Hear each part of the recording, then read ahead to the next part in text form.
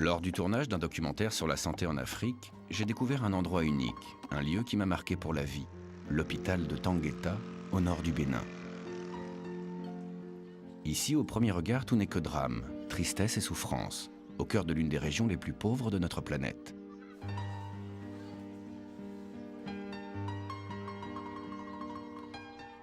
Mais il se passe à Tangueta quelque chose d'incroyable. Comme si une énergie impalpable faisait de cet enfer un véritable Éden, où le sourire et la guérison prennent le dessus sur la mort et où toutes les religions cohabitent dans la paix.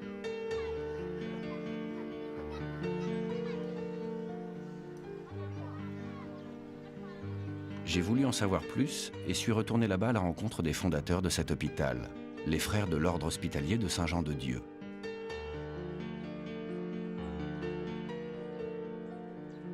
J'ai voulu comprendre comment ils avaient fait de cet endroit un lieu d'amour, d'espoir et de foi. Je vais vous raconter le miracle de Tangueta.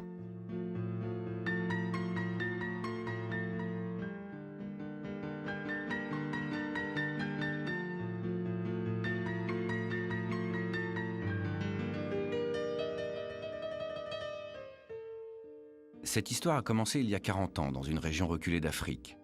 À la frontière du Bénin, du Togo et du Burkina Faso, les frères de Saint-Jean-de-Dieu ont créé un hôpital au milieu de nulle part et l'ont exclusivement dédié aux populations les plus pauvres qui tentent de survivre avec l'agriculture.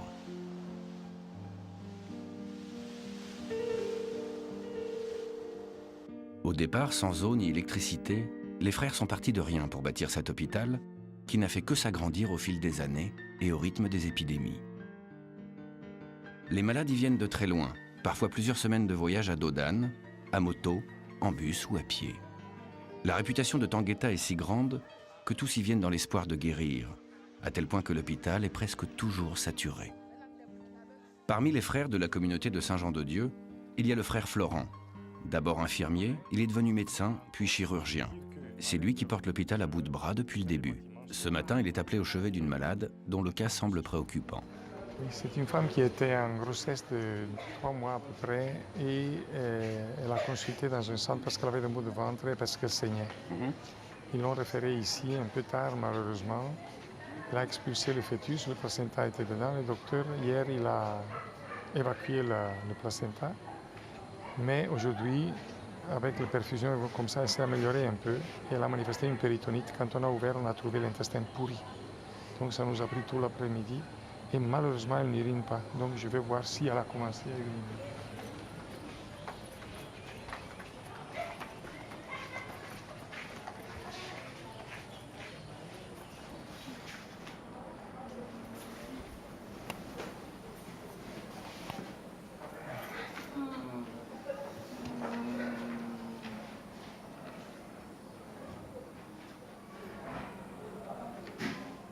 Et tout est déséquilibré complètement. Tout est complètement altéré.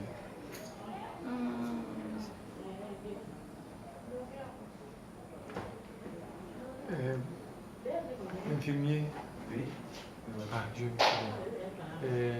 mais dans la perfusion, 50 ml de bicarbonate. Et tu l'as fait aller à 50 gouttes par minute. Et on ne fait plus d'antibiotiques tant qu'elle n'urine pas, parce qu'elle ne peut pas les éliminer.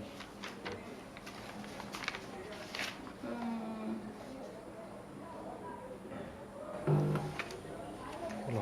Ça c'est quoi? Le soir, malheureusement, l'alimentation électrique de la ville nous fait souvent défaut.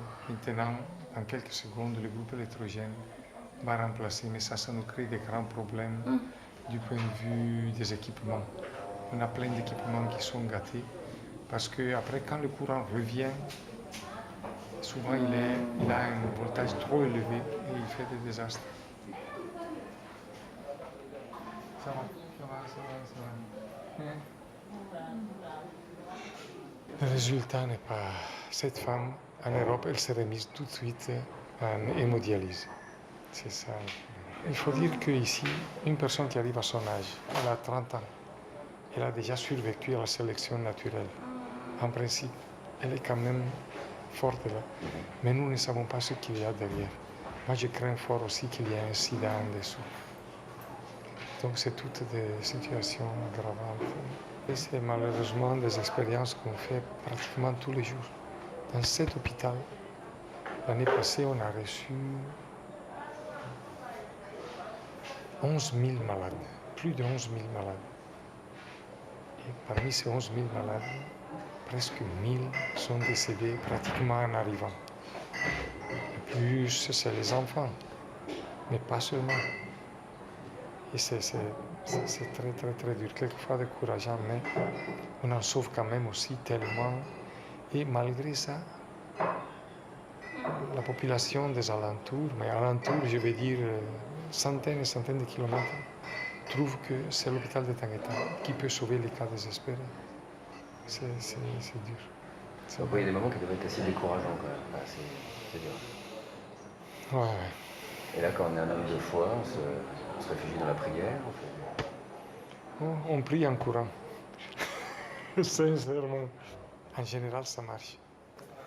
S'il doit prier en courant, c'est parce que le frère Florent est toujours en mouvement. Il ne s'arrête jamais. Bonne journée. Que Dieu vous garde. Il continue sa journée par une visite des enfants hospitalisés en pédiatrie. Qu'est-ce qui se passe? Qu'est-ce qui se passe?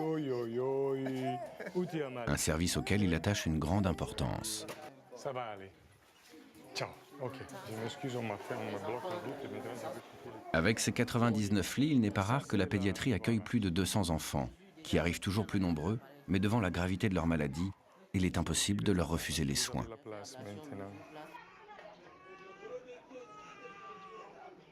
Très vite, une chose me frappe en découvrant cet hôpital.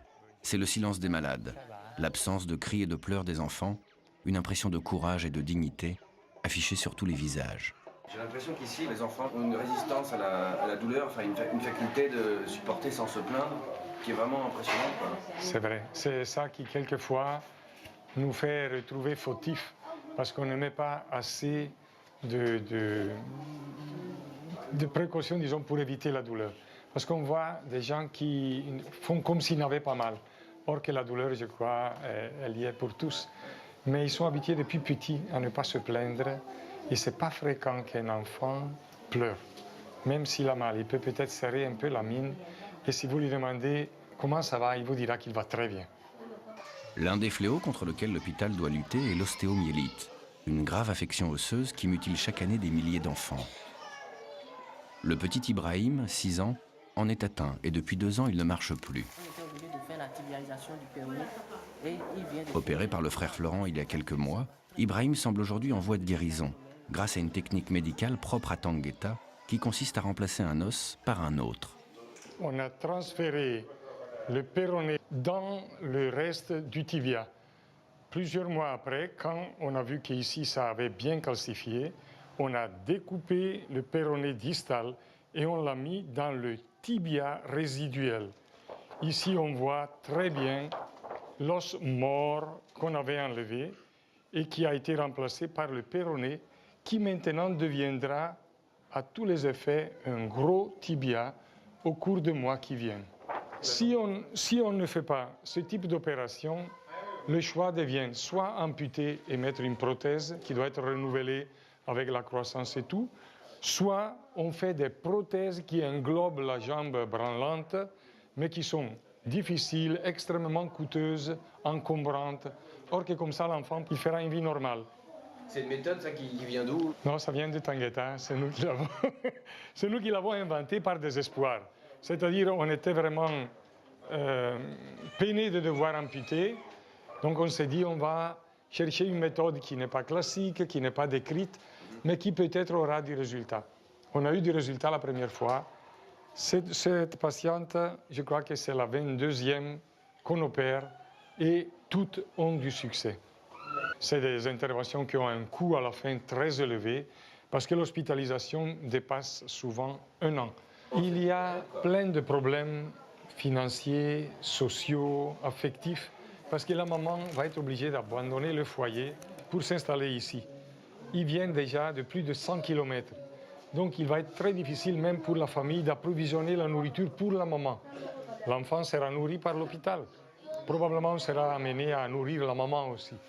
et la maman est là avec un petit frère. Et tout ça, ça va créer des problèmes énormes, sans compter les dépenses de l'hôpital. Tout malade grave qui arrive, qu'il ait de l'argent ou pas, il est tout de suite pris en charge et hospitalisé. Après, on voit s'ils peuvent nous aider en quelque chose pour couvrir une partie, une petite partie des frais. Un enfant en pédiatrie coûte à l'hôpital 9 € par jour. Nous demandons à la famille de payer 1,5 € par jour. Et un très grand nombre ne peut pas payer cela. Voilà la situation. Mais tout enfant, tout malade, même adulte qui arrive grave, l'ordre est de l'hospitaliser et de s'en occuper. Florent doit maintenant quitter la pédiatrie, car il est attendu au bloc opératoire pour une césarienne. Ciao. Ça va? Bonjour, ça va bien? Ça va, ça a été.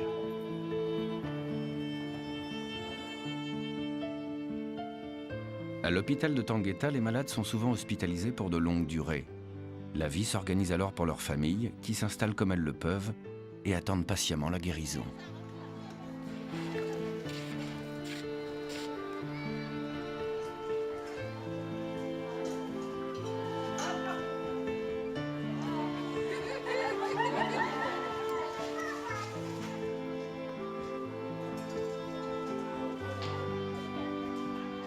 Ici, la communauté de Saint-Jean-de-Dieu est composée de 9 frères, qui partagent leur vie entre la prière et le travail hospitalier. J'ai voulu rencontrer le frère Boniface, qui est le vice-provincial, c'est-à-dire le représentant de la communauté dans toute la région. Il nous parle de frère Florent, qu'il connaît depuis de nombreuses années. Moi, j'ai connu Florent, je suis de la localité, je l'ai connu, j'étais encore enfant, on entendait parler de Florent, le médecin, le sorcier blanc. À l'origine, quand il est arrivé, il était infirmier. Et quand il a vu l'ampleur, le besoin sur le terrain, il est retourné en Italie pour demander à faire les études de médecine. Donc il a fait les 7 ans de médecine, il a eu son doctorat. Aussitôt, il est revenu. C'est un frère qui a beaucoup apporté à l'Afrique et nous prions vraiment que Dieu le garde pour nous. Il n'est pas seulement respecté au niveau de l'hôpital, c'est sur l'ensemble du pays et des autres pays limitrophes. Sa réputation vraiment dépasse les frontières. De partout on sait, quand quelqu'un va à Tangueta, tout le monde veut voir Florent. Au point où quelquefois on pense qu'il n'y a que Florent à l'hôpital de Tangueta. Aujourd'hui il y a 19 médecins. Mais c'est le nom de Florent partout. Florent veut voir Florent, veut voir Florent. Même en consultation, il y a des gens qui viennent. Si Florent n'est pas là, ils repartent. C'est vrai? Et bien sûr, parce que tellement... l'hôpital est confondu à la personne de Florent.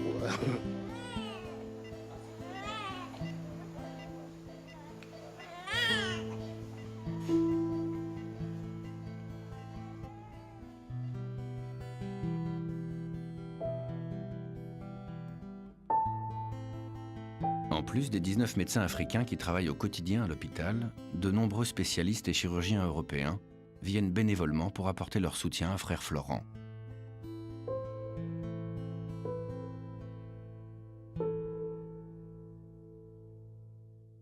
Claudio Paolino est l'un d'entre eux. Il est cardiologue à Milan. C'est son 2e séjour à Tangueta. Ce matin, il rend visite à Evelyne, une patiente de 35 ans qui souffre d'une grave insuffisance cardiaque. Son état nécessite l'implant d'un pacemaker au plus vite afin de soutenir le rythme de son cœur. Evelyne, elle est une femme qui est très fatiguée. Il a une fréquence cardiaque très bas. Le cœur marche à 42 battements par minute. Comme ça, on peut, avec l'implantation du pacemaker, on peut faire une thérapie pour prévenir les épisodes de tachyrythmie. Tranquille, et pouvoir être en bas très bien. Le bloc est déjà prêt pour Evelyne. Nous y retrouvons Claudio et frère Florent qui vont l'opérer ensemble.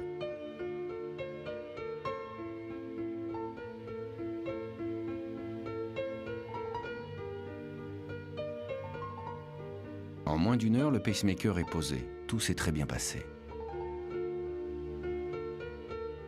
Dans 1 mois, elle peut commencer la vie normale. Alors si jamais Evelyne, elle n'avait pas eu le pacemaker, Oui. comment elle aurait évolué? Dans 2 mois, elle pouvait mourir. Mourir pour que le cœur, parce que le cœur va se fermer. J'ai voulu savoir ce que Claudio retirait de ses expériences en Afrique. Et surtout le pourquoi de sa venue ici. Pourquoi je m'enriche du sourire des enfants. Et pourquoi je pense que faire améliorer le travail de mes collègues africains, pour moi c'est important. C'est important dans ma vie. Et je crois que mon arrivée ici, c'est seulement un moyen pour m'enrichir dans l'esprit. Dans l'argent, c'est pas problème. Je l'ai en Italie. L'argent, je le fais. Ma profession, je la fais en Italie. Ici, je viens à travailler pour les personnes qui sont ici, pour les amis africains. Claudio n'est pas un vieil habitué de Tangueta, mais pourtant, il s'est déjà fait son idée sur le frère Florent. Frère Florent, c'est un grand homme. Il a fait beaucoup. Il a une personnalité très, très vive. Quelquefois aussi trop vive. Mais c'est ce que fait la différence entre une personne normale et un grand homme comme Frère Florence. Comme tous les jours, la salle d'attente de l'hôpital est pleine à craquer, du lever du soleil jusqu'à tard dans la nuit. Florent enchaîne des dizaines de consultations en passant sans cesse d'une salle d'examen à l'autre pour gagner du temps. La patiente suivante n'a pas eu la chance d'être vaccinée contre la polio. Antoinette, 19 ans, est estropiée depuis l'âge de 4 ans. Son handicap la condamne à mendier dans les rues de Tangueta pour survivre. Ici, il s'agit d'un cas un peu extrême de polio qui a bousillé tous les muscles, y compris ceux du tronc, donc qui soutiennent le thorax, la colonne vertébrale et tout. Les 2 jambes sont terriblement rétractées, mais elle a la chance d'avoir 2 bras. 2 bras en corbeau. Antoinette a bien compris que pour remarcher un jour, il va lui falloir rester très longtemps à l'hôpital. Entre 8 et 12 mois de traitement, avec au moins 6 interventions, kiné et ensuite appareillage. L'hôpital de Tangueta va beaucoup plus loin que remettre les infirmes debout. Il les accompagne dans leurs premiers pas pour leur assurer un avenir. Ça n'a pas beaucoup de sens de mettre quelqu'un debout et après qu'il n'ait pas à manger. Donc il faut que la prise en charge soit complète. Donc, on fait le traitement médical et après il faut la réinsertion sociale. Et il faut lui donner la possibilité de pouvoir vivre. Et il faut lui trouver un métier qui puisse correspondre à ses capacités physiques et psychiques.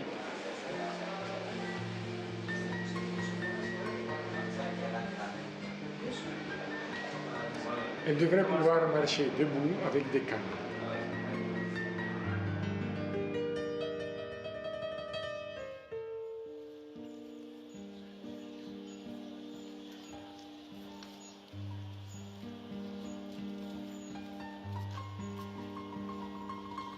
Antoinette sait qu'un calvaire de plusieurs mois l'attend à l'hôpital, mais elle sait aussi qu'elle en repartira debout.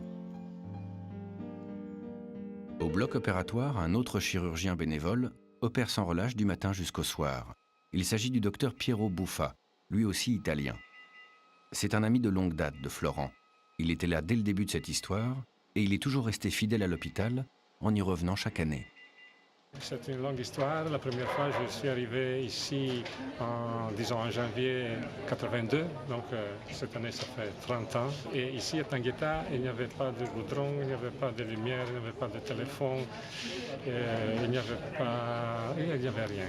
C'était un grand bois avec un hôpital qui était la moitié de ce moment. Et il y avait le frère Florent qui travaillait tout seul ici, avec beaucoup de malades. C'était incroyable. Je crois que c'est vrai que lui est vraiment l'âme de cet hôpital. Je demande à Piero Buffa de me raconter un souvenir qu'il a marqué lors de ses nombreuses venues. Il n'hésite pas une seconde et me parle d'un nouveau-né parmi tant d'autres à qui il a sauvé la vie.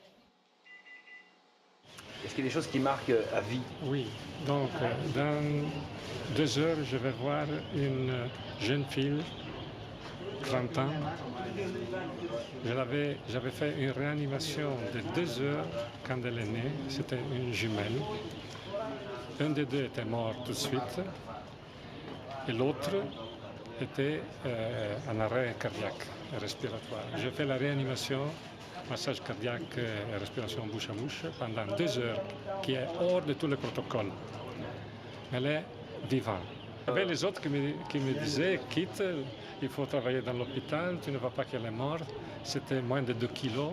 Il avait, je crois, 2 ou 3 jours de vie, mais elle était morte. Mais j'ai continué 2 heures, elle a repris et je pense, s'il y a une fille qui est vivante en Afrique, parce que j'ai été ici, ça suffit pour 10 ans, 20 ans de mission. Le nourrisson à qui il a sauvé la vie il y a 30 ans, c'est elle, cette jeune fille, Marie-Noël, étudiante en informatique à Cotonou. Elle fait les 800 km en bus pour venir voir Papa Pierrot à chacune de ses missions à Tangueta. Et à chaque fois, elle aime qu'il lui raconte son histoire. Rien, le cœur ne battait pas. Je cherchais de faire la réanimation, massage cardiaque, et après 2 heures des efforts, mon Dieu, le cœur a recommencé à battre, la respiration a repris. Quand on m'a raconté l'histoire, j'étais contente. Bon, je me suis dit que Dieu ne voulait pas que je meure. Peut-être que s'il n'était pas là, je serais morte. C'est bien possible. C'est Dieu qui a mis Papa Pierrot sur votre route? Ça, c'est sûr. C'est sûr et certain. Marie-Noël vient ici simplement pour voir Pierrot quelques heures, pour lui dire sa reconnaissance. Pendant ces quelques moments, ils partagent tous les deux le bonheur simple d'être en vie et évoquent les miracles quotidiens à Tangueta. Au terme de mon séjour à l'hôpital, il est temps pour moi d'interroger un peu plus celui qui semble être l'âme de cet endroit. J'oblige donc frère Florent à s'asseoir quelques instants pour qu'il me parle de lui et de son parcours. On m'a un peu contraint à aller dans un collège de Frères Saint-Jean-de-Dieu pour pouvoir continuer les études secondaires parce que ma famille n'avait pas de moyens. Et comme j'étais l'aîné, il disait au moins il faut qu'il étudie un peu. Je pleurais, je me rappelle, je pleurais et quand on m'a dit pourquoi je pleure, j'ai dit que c'était la fumée de la locomotive. En réalité, je n'étais pas content du tout d'intégrer cet aspirant où il fallait que je dise que je voulais être religieux, or que je n'en avais aucune intention. Je le faisais juste pour obéir à mes parents qui n'avaient pas de possibilité différente que ça. Si Florent n'avait pas la foi quand il était jeune, il a su largement démontrer le contraire en 40 ans d'Afrique, passé auprès des malades les plus pauvres. Aujourd'hui, si l'hôpital survit malgré de grandes difficultés financières, ce n'est que grâce aux nombreux donateurs qui sont pour Florent le simple fait de la providence. Vous m'avez souvent parlé de providence. Qu'est-ce que c'est la providence? Impossible de faire une peinture. Moi, la providence, je la sens. Je la ressens dans ma vie.